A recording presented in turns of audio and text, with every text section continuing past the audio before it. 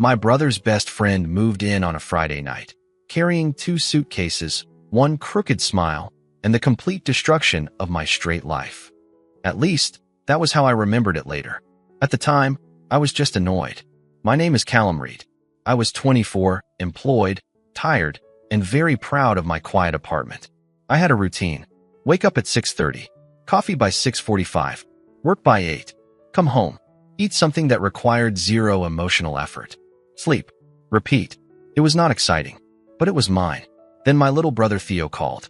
"Callum," he said, way too sweetly. I already hated it. I leaned back in my chair. "What did you do?" Theo sounded offended immediately.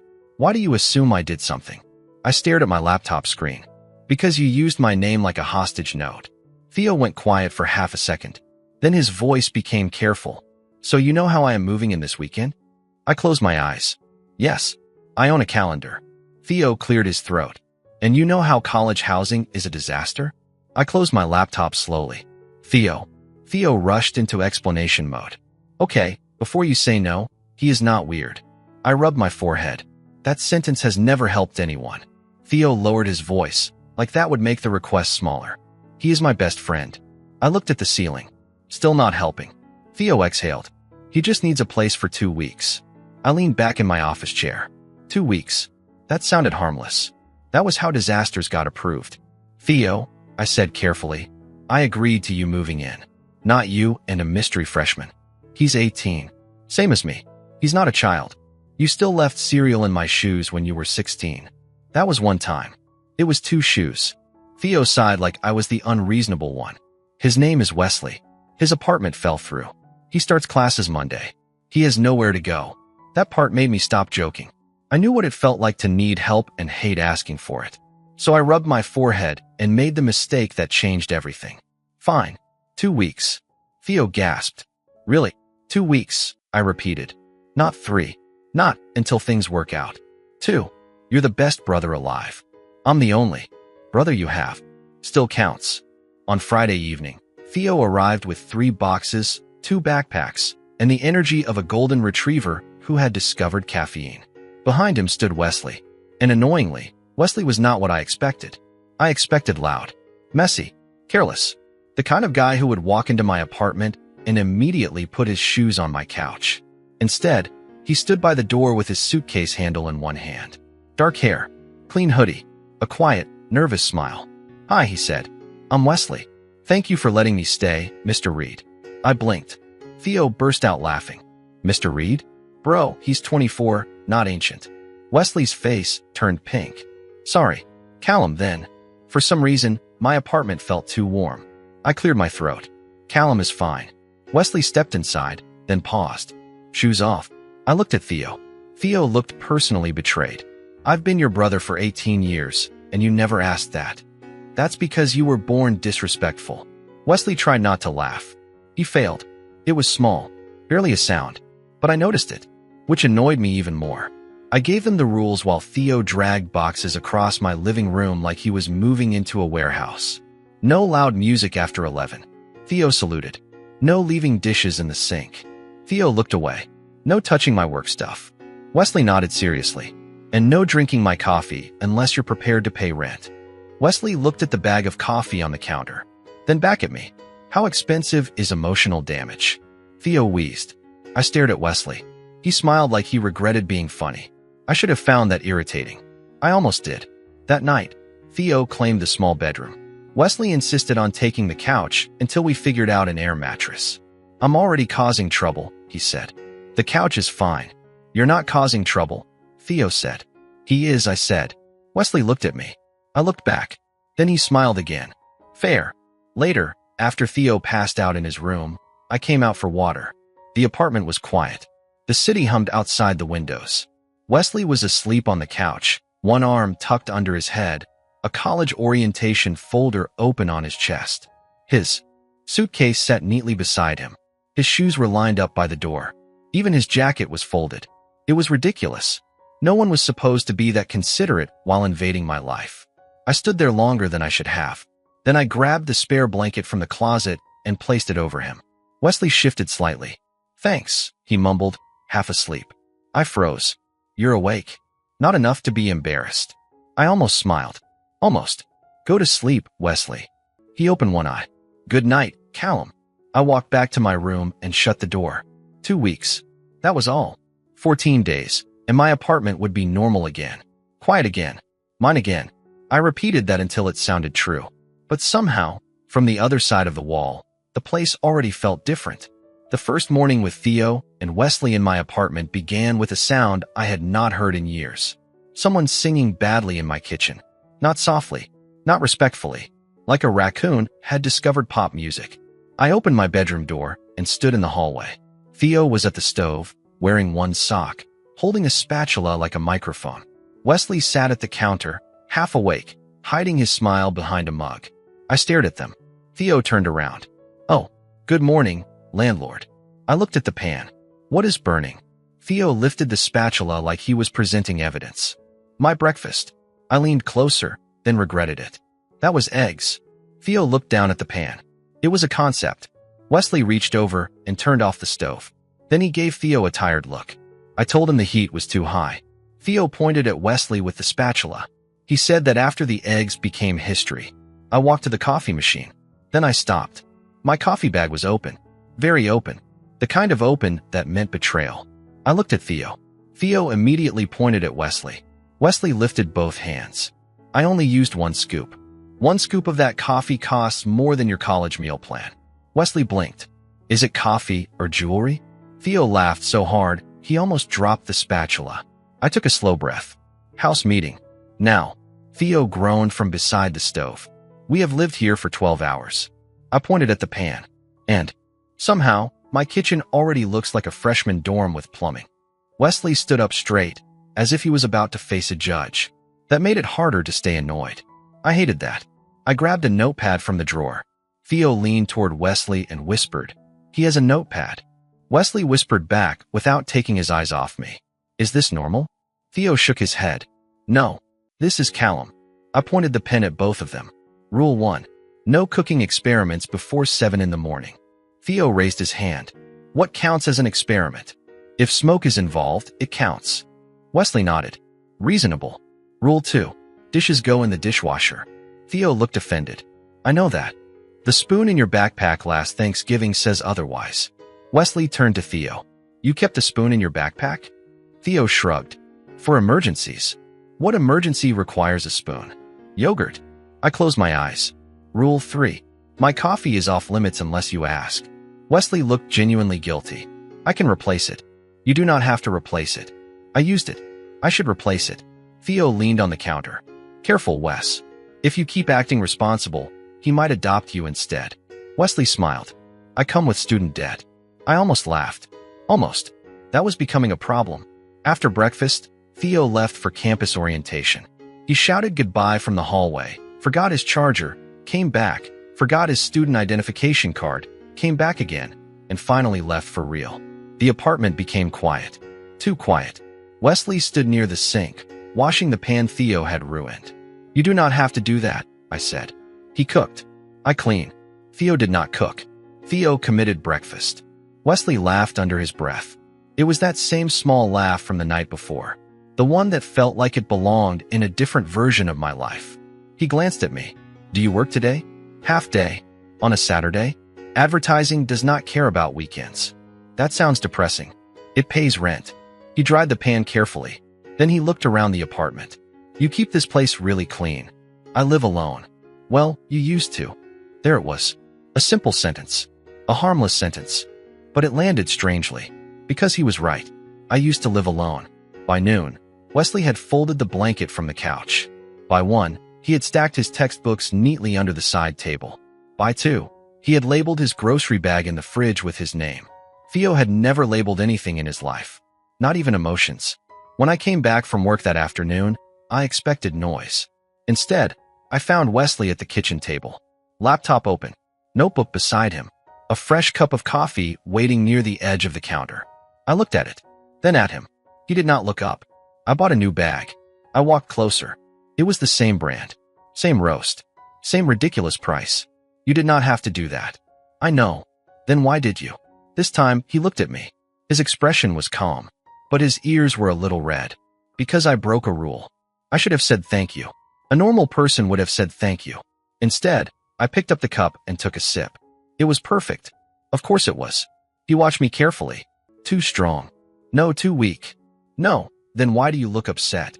Because you remembered. Because you paid attention. Because you have been here less than a day, and somehow my apartment already knows your shape. I cleared my throat. It is fine. He smiled. High praise from Callum Reed. I looked away too fast. From the hallway, Theo's voice suddenly shouted. I heard that. Do not flirt with my brother. He scares easily. Wesley froze. I nearly dropped the coffee. Theo walked in, grinning like he had created comedy itself. I pointed at him. Orientation clearly taught you nothing. Theo kicked off his shoes by the door. Wesley looked down at them, then slowly looked at me. I looked at Theo. Theo sighed, then picked them up. Fine. House rules. Wesley hid another smile behind his mug, and for one dangerous second, I thought the apartment felt warmer with them in it. The first sign that something was wrong was not Wesley's smile. It was how fast I looked away. Monday morning arrived with rain tapping against the windows. Theo had his first official day of classes. Wesley had his too. I had work, emails, 3 client calls, and a strong desire to pretend my apartment had not changed overnight. That plan failed at 7:12 in the morning. I walked into the kitchen. Theo was standing by the fridge with a granola bar in his mouth. Wesley was by the counter, packing his backpack. His hair was still damp from the shower. His hoodie sleeves were pushed to his elbows. And for some stupid reason, my brain decided to notice all of that. Every detail, like it had been hired for the job. Theo snapped his fingers. Callum, I blinked. What? You were staring at the toaster. I looked down. There was no toaster in front of me. There was Wesley, which was much worse. I was thinking. Theo grinned. About toast. About whether college will make you less annoying. Science has not gone that far. Wesley laughed quietly. I reached for my coffee like it could save me. It could not. Wesley picked up a travel mug and slid it across the counter. I made yours already. I stared at the travel mug. You did what? Wesley pushed it closer, like this was normal. Coffee. Same amount as Saturday. Theo looked between us. Then his mouth slowly opened into a grin. Wow. He knows your coffee order after 2 days.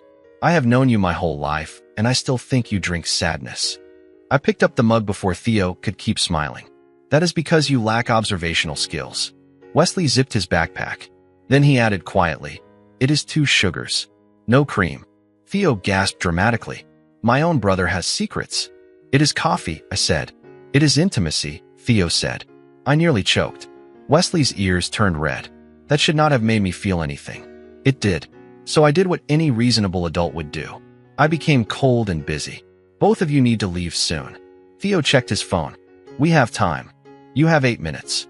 Our building is a 10-minute walk. Then you are already late. Theo grabbed his bag. Landlord mode is terrifying. Wesley smiled at me. Thank you for the coffee warning. I did not warn you. You warned the room. I looked away again. That became my new habit. Looking away. Tuesday, Wesley studied at the kitchen table. I ate dinner standing at the counter. Not because I had to, because sitting across from him felt strange. He looked up from his textbook. You can sit, you know. I know. Is the chair broken? No. Is the floor angry? I gave him a look. He pressed his lips together, trying not to smile. Theo walked in with laundry in his arms. Why are you two talking like divorced neighbors? We are not, I said. Wesley looked down at his book. His smile stayed there. Small. Annoying. Unfair. Wednesday, I came home later than usual. The apartment smelled like pasta. Theo was on the couch, watching some campus video on his phone. Wesley stood by the stove, stirring sauce. He glanced over his shoulder. You are home. I took off my jacket. I live here. I noticed. Theo pointed at the pot. Wes made dinner because your frozen meals looked emotionally abandoned. They are efficient. They are square. Food can be square. Wesley turned off the stove. I made enough for you. I wanted to say I had already eaten. I had not. I wanted to say I was not hungry. My stomach betrayed me before I could lie. Theo laughed. Your body chose honesty. I sat down because refusing pasta would have been childish. Wesley placed a bowl in front of me. He did not make a big deal out of it. That was the problem. He never made anything feel like a big deal. He just noticed. He adjusted. He remembered. Like I was not difficult to care about. And that scared me more than it should have. By Thursday, I started leaving for work early. coming home late, taking calls in my room, avoiding the kitchen whenever Wesley was there. Theo noticed, of course. Theo noticed everything useless and nothing practical. That night, he cornered me near the hallway. Are you mad at Wesley? No. Are you mad at me? Usually.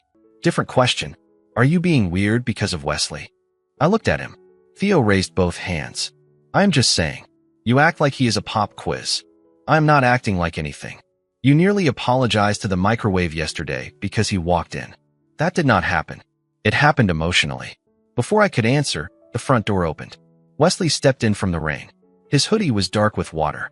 His hair clung to his forehead. He held his backpack against his chest and looked surprised to see us standing there. Sorry, he said. The bus was late. Theo rushed over. Dude, you are soaked. I am fine. You look like a sad college brochure. Wesley laughed, and I forgot what I was supposed to be doing. For 3 whole seconds, I just looked at him, at the rain on his lashes, at his tired smile, at the way my chest tightened for no reasonable reason. Theo slowly turned toward me. His eyebrows went up.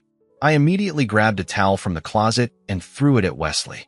Dry your hair before you get water on the floor. Wesley caught it. His smile softened. Thanks, Callum. I turned away too fast. Again, that night, I stood in front of my bathroom mirror. The apartment was quiet. Theo was asleep. Wesley was on the couch. And I was 24 years old, whispering to my reflection like an idiot. I like women. That was true. It had always been true. But then I thought about Wesley laughing into his coffee. Wesley remembering my order. Wesley standing in my doorway with rain in his hair. I gripped the edge of the sink. I like women, I repeated. This time, it sounded less like a fact, and more like a man begging his own heart to behave. Friday should have been simple. Work, emails, a meeting I did not want, then home, then sleep. That was the plan. My plans were apparently comedy to the universe. By 9 in the morning, a client changed the entire campaign. By noon, my manager asked why I had not predicted that. By 3, my laptop froze during a presentation. By 6, I was still at my desk, staring at a message that said, "Can we revise this before Monday?" I wanted to reply with one word. No. Instead, I typed, of course, because adulthood was just lying politely with better grammar. When I finally got home, it was almost midnight. The hallway outside my apartment was quiet. My shoulders hurt. My eyes felt dry. And all I wanted was to walk inside without anyone speaking to me. I opened the door slowly. The living room lamp was still on. Wesley sat at the kitchen table. His textbook was open. His pencil rested between his fingers. And there was a small pot on the stove. He looked up. You are home. I took off my shoes. I noticed. His mouth curved a little. That almost smile. The dangerous one. Theo fell asleep 2 hours ago. Good for him. He tried to wait up. Did he? For 8 minutes. That got a tired breath out of me. Not quite a laugh, but close. He stood and walked to the stove. I made soup. I froze near the door. At midnight. At 10. So now it is historic soup. It has survived worse than your attitude. I looked at him. He looked back, calm and serious. Then he lifted one eyebrow. I hated how much that helped. I am not hungry, I said. My stomach made a very clear sound. Wesley glanced down, then back up. Your stomach is more honest than you. I am going to fire it. Please do not. It seems like the most reasonable part of you. I wanted to argue. Instead, I walked to the table. He put a bowl in front of me. Chicken soup. Still warm. Not too salty. Not too plain. Annoyingly perfect. He sat across from me, but did not stare. That made it easier to eat. For a while, neither of us spoke. The apartment felt different at night. Softer. Smaller.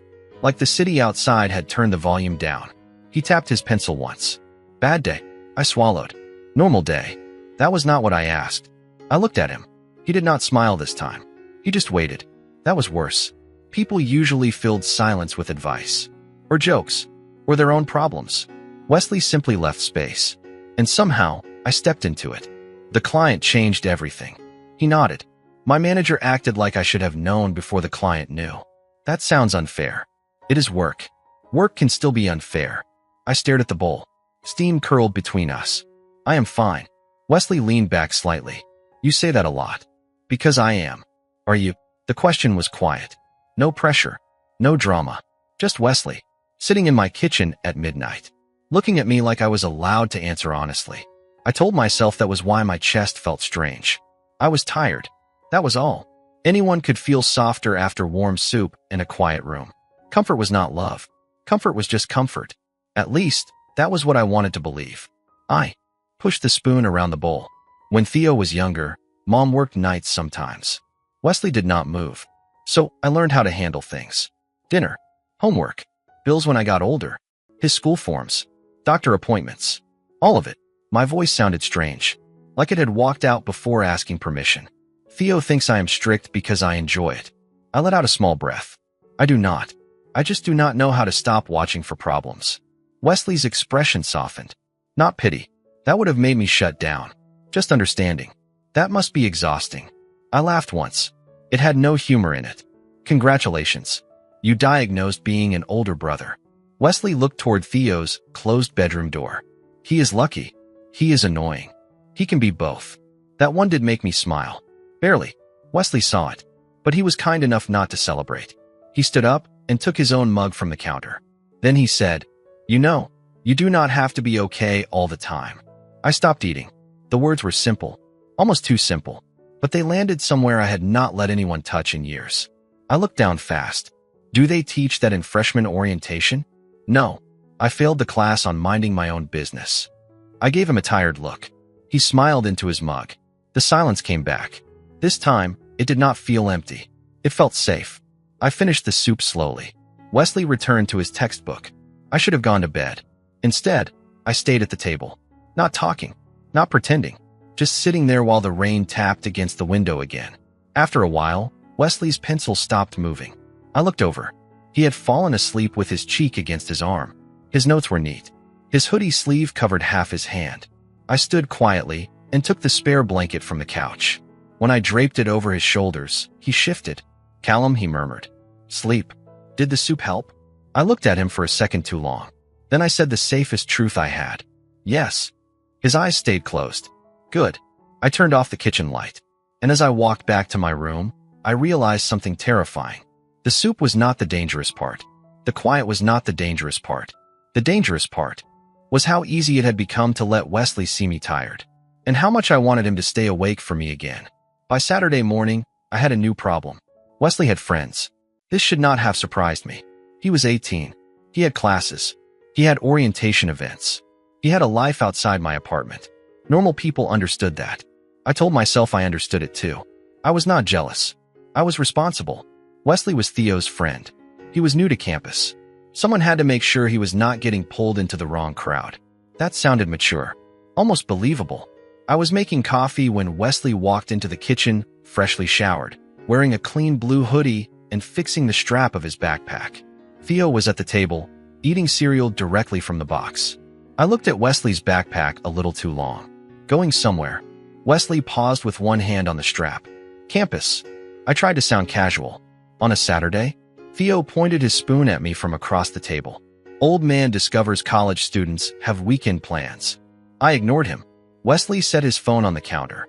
A few people from my writing class invited me to study at the library. Theo snorted. Study? Sure. Wesley gave him a look. We are literally going to the library. People can flirt near books. The spoon froze halfway to Theo's mouth. Then he grinned. Oh, wait. Is someone flirting? Wesley's face changed. Just a little. Not enough for Theo to notice. Enough for me to notice. That was becoming another problem. I do not know, Wesley said. Theo leaned forward, clearly enjoying himself. So yes. Wesley shook his head quickly. No, Theo smiled wider. So maybe. Wesley grabbed his phone too fast. His voice came out a little sharper than before. It is just a study group. I poured coffee into my mug. The sound was louder than necessary. Theo looked at the mug, then at me, then back at Wesley. His eyes narrowed. I hated when Theo thought. It was rare, but dangerous. Wesley checked the time. I should go? I do not want to be late. You need a ride? Theo asked. No. The bus stop is 2 blocks away. I spoke before my brain approved it. I can drive you. The kitchen went quiet. Theo slowly lowered his cereal box. Wesley looked at me. You do not have to. I know. It is only 2 blocks. I know that too. Theo smiled like a criminal with evidence. Wow, Callum. Very generous. Very brotherly. I turned toward him. You are eating cereal from stolen property. This is my cereal. The box is from my pantry. Our pantry, Theo said. I pointed toward his bedroom. Disappear. Theo laughed, but stood up. Fine. I will leave you two responsible adults alone. The word adults landed strangely. Wesley was legally an adult. I knew that. Theo was too. But Wesley was also my brother's best friend. A college freshman.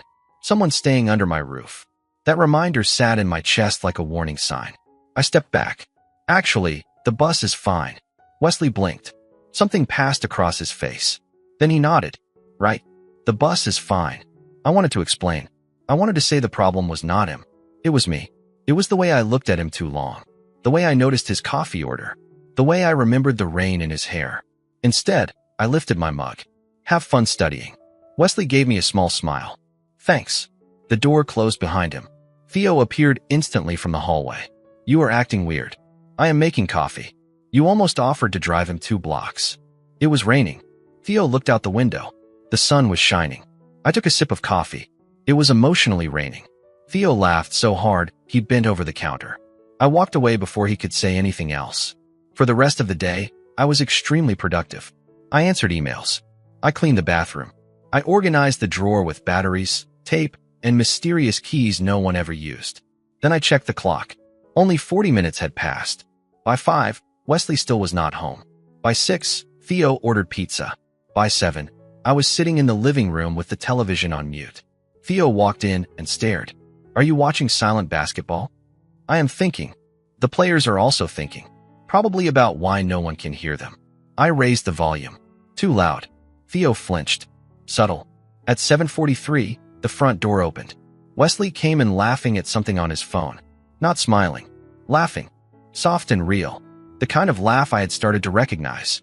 The kind I had not caused. A name flashed on his screen before he turned it down. Maddie.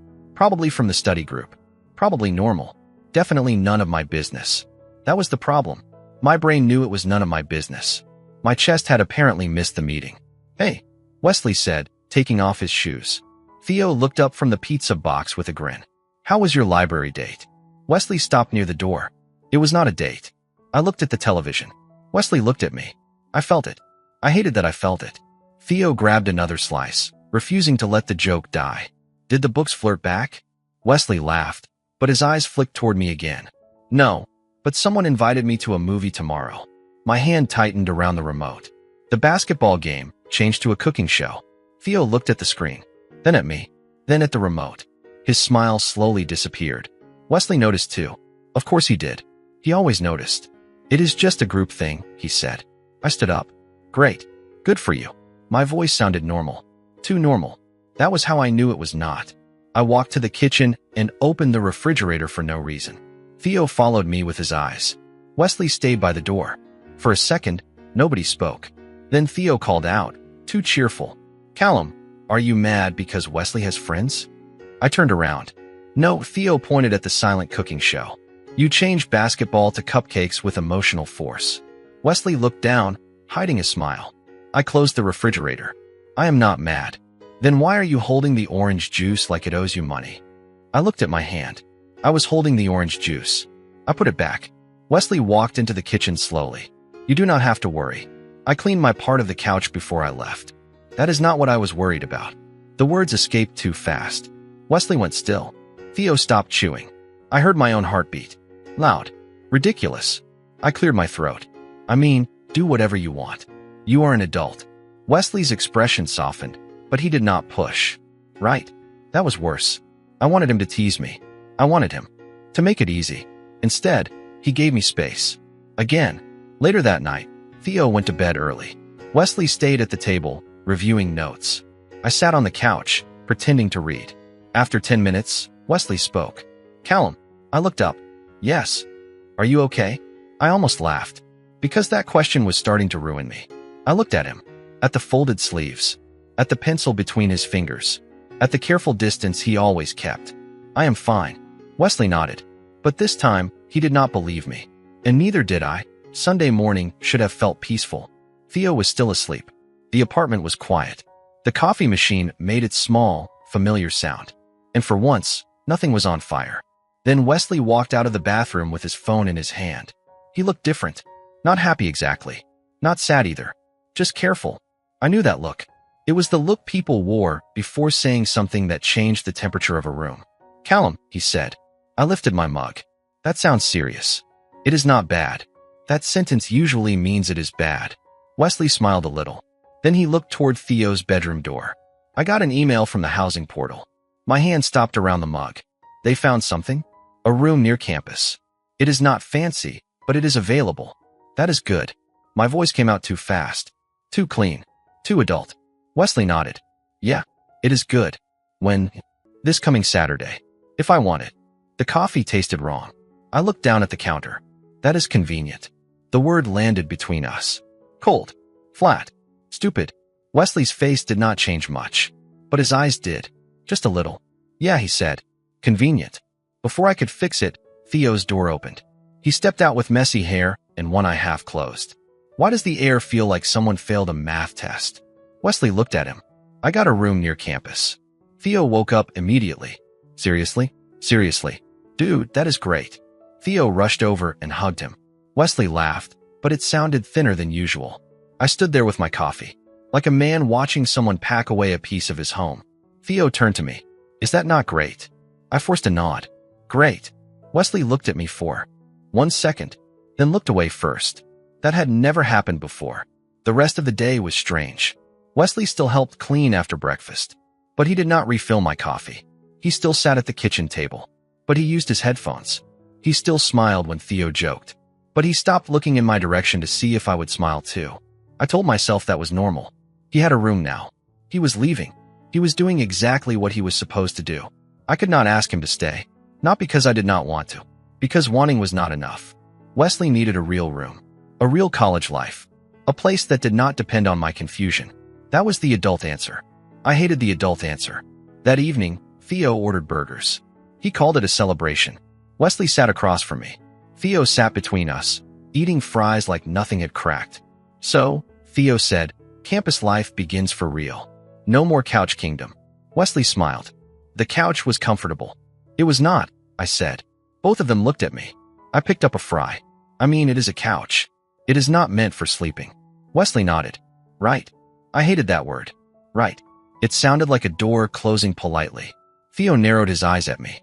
"You are being weird again. I am eating dinner. You are chewing like you have legal concerns." Wesley laughed softly. For 1 second, it felt normal. Then his phone lit up. "Maddie," the name from the night before. Theo leaned over. "Is that the library movie group?" Wesley picked up the phone. "Yeah, they are asking about Friday." I looked at my burger. Friday, the day before he would move out. Theo grinned. "You should go. Make friends. Have a freshman life." Wesley glanced at me. I did not know what he wanted me to say, so I said the safest thing. "Sounds good." Wesley's smile became smaller. "Yeah, maybe." After dinner, he washed his plate immediately, then disappeared to the living room, where his suitcase still sat beside the couch. He opened it. Not all the way, just enough to start folding a few shirts. I stood in the kitchen and watched. Theo came beside me, quiet for once. "You know," he said, "you can be happy for him without looking like someone." "Stole your car." "I am happy for him." Theo looked at me. "No, you are performing happy." "Badly." I turned away. He needed a place. Now he has one. That is not what I said. "Theo." "What?" "Drop it." He studied my face. Then his voice softened. "Callum, Wesley is my friend." "I know. And you are my brother." "I know that too. So whatever this weird thing is, please do not make him feel like he did something wrong." The words hit harder because Theo was not joking. I looked toward the living room. Wesley was folding his hoodie, carefully, like he was trying not to take up too much space. "He did not do anything wrong," I said. Theo sighed. "Then maybe stop acting like he did." That night, the apartment became too quiet again. Theo went to bed. Wesley stayed on the couch, scrolling through apartment details on his phone. I stood outside my bedroom door. For 10 full seconds, I told myself to go inside. Then I walked toward him. He looked up. "Need something?" "Yes." That was the problem. I needed too many things I had no right to ask for. I needed him to keep making coffee. I needed him to ask about my day. I needed him to stay at the kitchen table, filling the apartment with pencil sounds and quiet laughter. Instead, I said, "The building manager can be annoying about moving carts. I can ask tomorrow." Wesley blinked, then smiled politely. "Thanks. That would help." Polite. Not warm. Not teasing. Just polite. I nodded. Good night. Good night, Callum. I went to my room, closed the door, then stood there in the dark. The apartment was finally becoming mine again. Quiet. Organized. Simple. Exactly how I wanted it. So why did it feel like something important was already halfway gone? By Friday night, Wesley's suitcase was no longer beside the couch. It was open. That was worse. Open meant real. Open meant folded shirts, packed textbooks, and a toothbrush that would not be in my bathroom tomorrow morning. I stood in the kitchen, pretending to read an email on my phone. The email had 3 sentences. I had been staring at it for 6 minutes. Theo had gone out to meet some classmates. He called it networking. He was wearing cologne and his lucky sneakers. So I called it lying. That left me and Wesley alone. The apartment felt too quiet. Wesley walked in holding 2 mugs. He placed one in front of me. Tea, he said. I looked at it. You switched from coffee to tea. It is 8:30 at night. Your generation has become weak. Wesley smiled. Your generation says things like your generation. I am 24. Exactly. Practically a historic landmark. I should have smiled. I almost did. But then I saw the cardboard boxes near the couch. The smile disappeared before it happened. Wesley noticed. Of course he noticed. He always noticed. He leaned against the counter, leaving careful space between us. Wesley watched me over the rim of his mug. You have been quiet today. I kept my eyes on my phone. I have work. Wesley did not move. You always have work. I locked the screen and set the phone down. Then I am consistent. He said my name softly. Callum. The way he said my name made me look up. Not joking. Not teasing. Just soft. And tired. I know you are avoiding this, he said.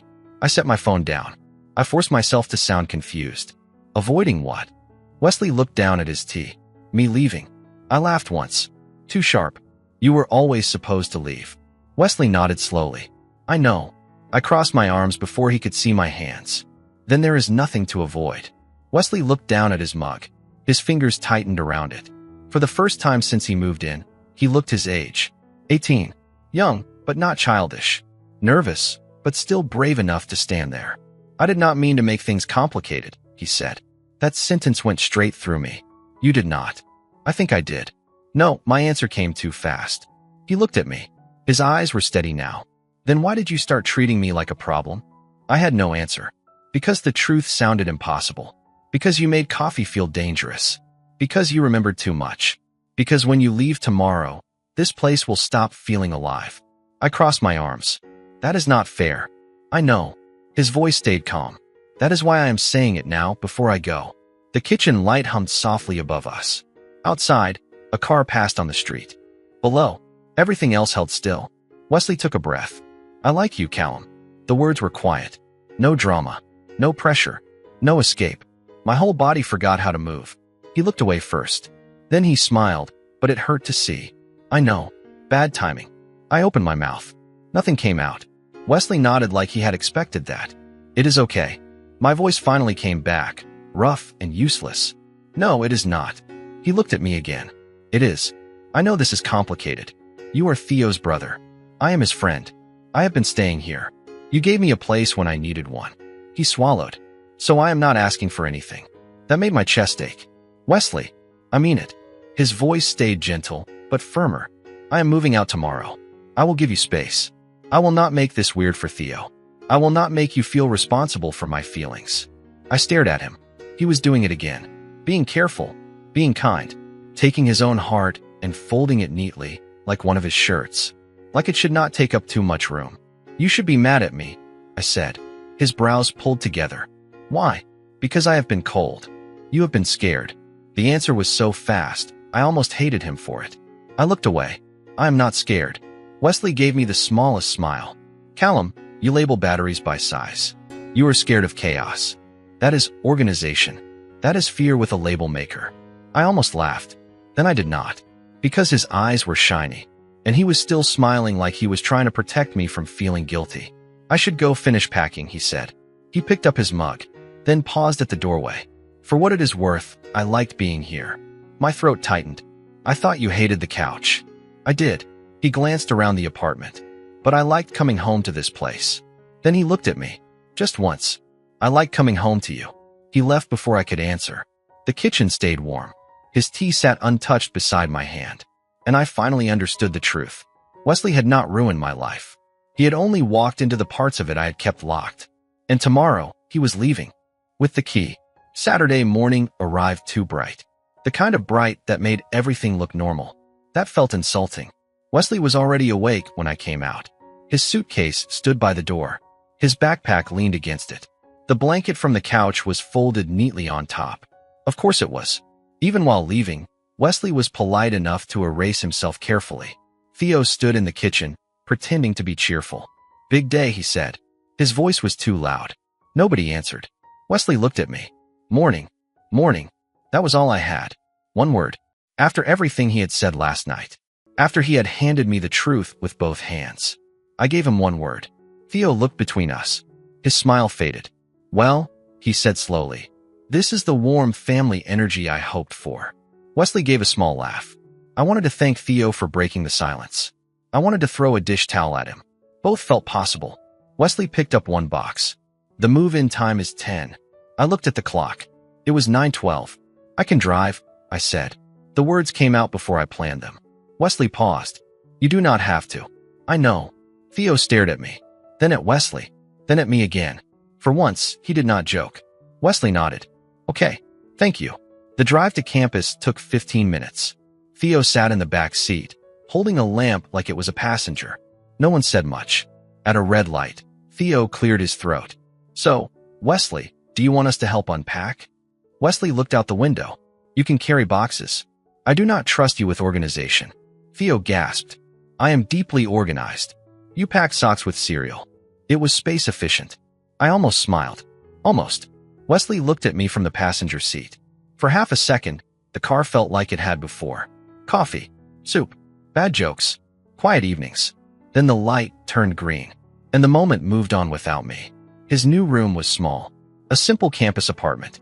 One bed, one desk, one narrow window looking toward a parking lot. Theo complained immediately. "This room is smaller than Callum's emotional range." Wesley laughed. I set a box on the floor. "That is not a measurement." Theo looked at Wesley. "It should be." Wesley smiled, but his eyes were tired.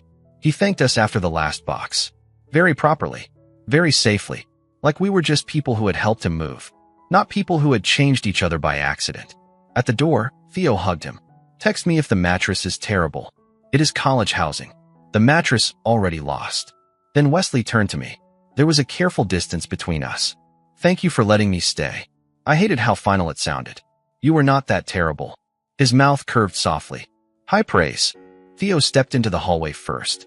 I stayed 1 second longer. Wesley looked at me. I looked back. The words were there. "I am sorry. I miss you already. I am scared because I think I want you to stay." But my voice failed again. So I only nodded. Wesley nodded too. Then he closed the door. The apartment was silent when Theo and I got home. Not peaceful. Silent. The couch looked too neat. The kitchen table looked too empty. The coffee bag sat untouched on the counter. I hated all of it. Theo dropped onto a chair and watched me stand there. "You are going to pretend this is fine, are you not?" I opened the refrigerator, then closed it. Theo raised one hand. "Do not say fine." I looked at him. I was not going to. "You absolutely were." I hated that he knew me that well. Theo leaned back. Classic Callum. 5 stars. No emotional growth. I looked at him. He did not smile. That made the room heavier. "Theo. No. I am saying this once." He sat forward. "Wesley is my best friend. I know. And you are my brother. I know. And whatever happened between you two, I am not stupid. You are not confused because you do not care.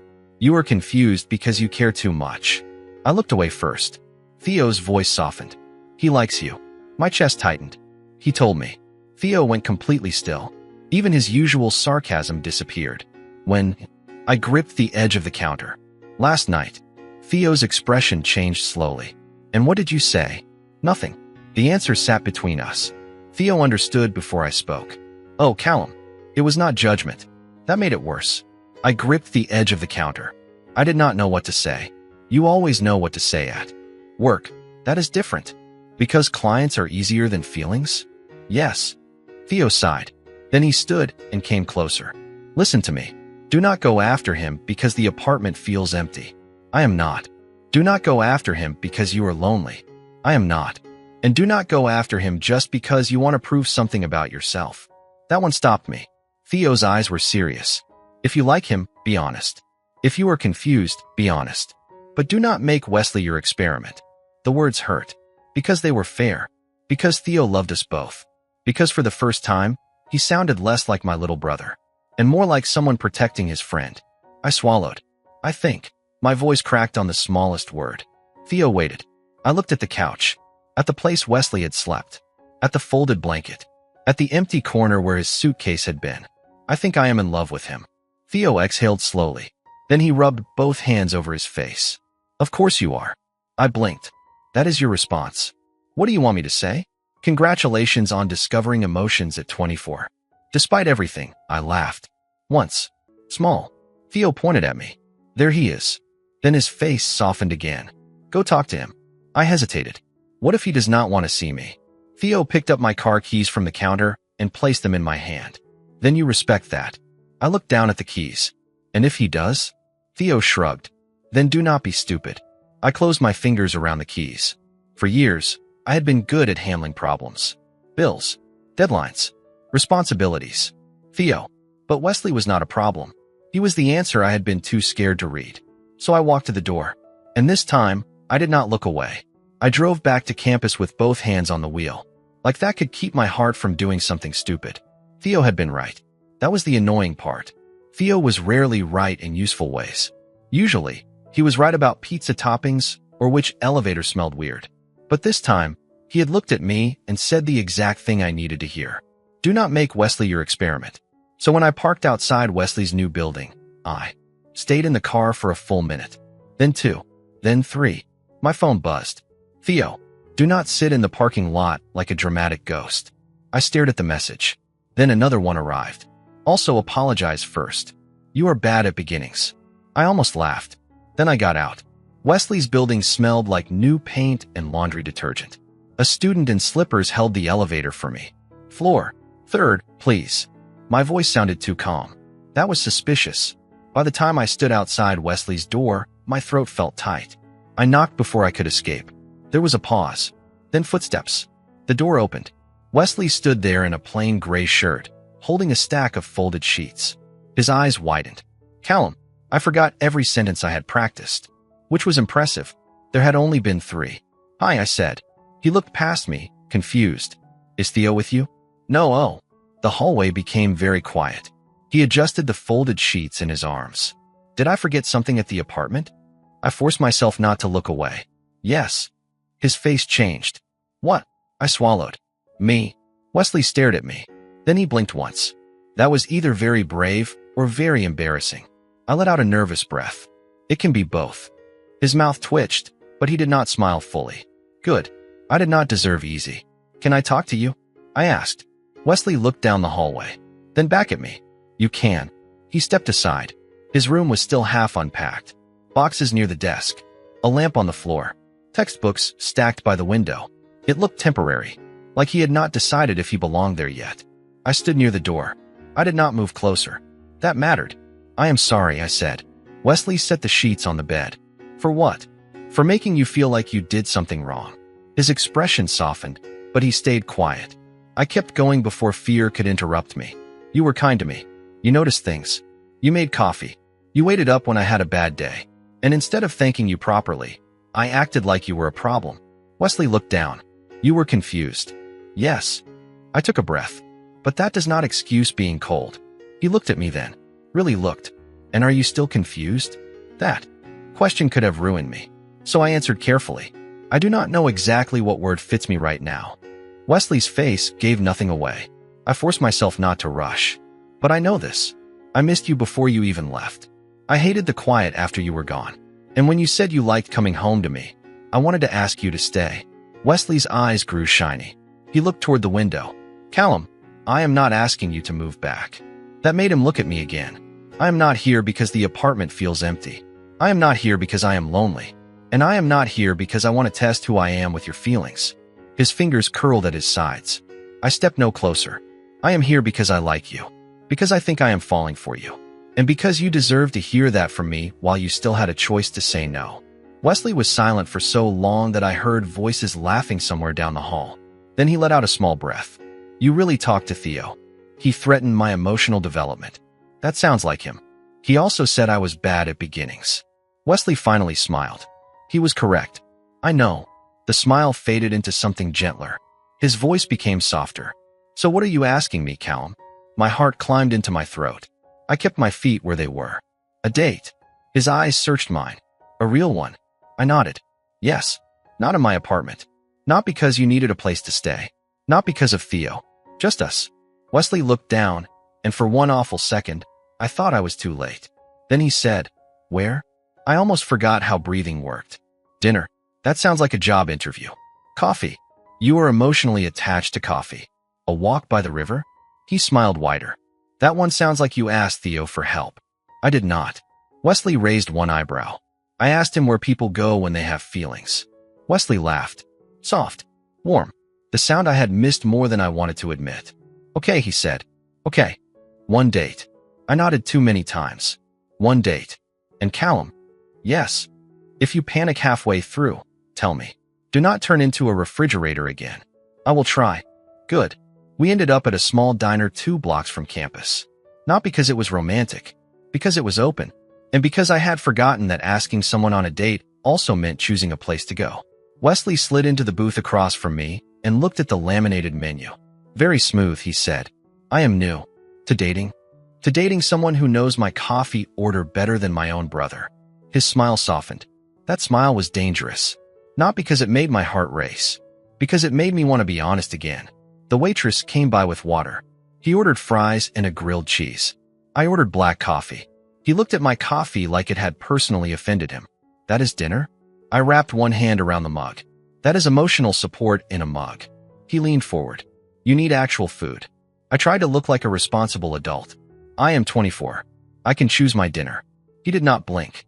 Then choose better. I stared at him. He stared back. 5 seconds later, I added a burger. Wesley smiled into his water. Good choice. I should have felt embarrassed. Instead, I felt warm. The kind of warm that did not come from coffee. For a while, we talked about ordinary things. His classes, Theo's terrible laundry habits, my job, the strange elevator smell in Wesley's new building. Nothing dramatic, nothing huge, but that was what made it feel real. Wesley was not sitting across from me because he needed my couch. I was not sitting across from him because I was responsible for him. We were there because we had chosen to be. Halfway through dinner, Wesley looked down at his fries. So what happens now? I put my coffee down. We go slow. His eyes lifted to mine. Slow. Yes. You have school. I have work.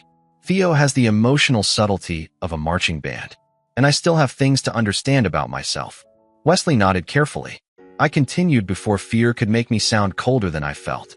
But I do not want to disappear again. I do not want to make you guess. And I do not want to hide behind confusion every time something feels new. Wesley's expression softened. That is a good answer. It took me 24 years. That is a slow answer. I said we were going slow. He laughed. And this time, I let myself enjoy being the reason. After dinner, we walked by the river near campus. The air was cool. The sidewalk was quiet. Students passed us in groups, laughing under streetlights. Wesley walked beside me with his hands in his hoodie pocket. Close, but not too close.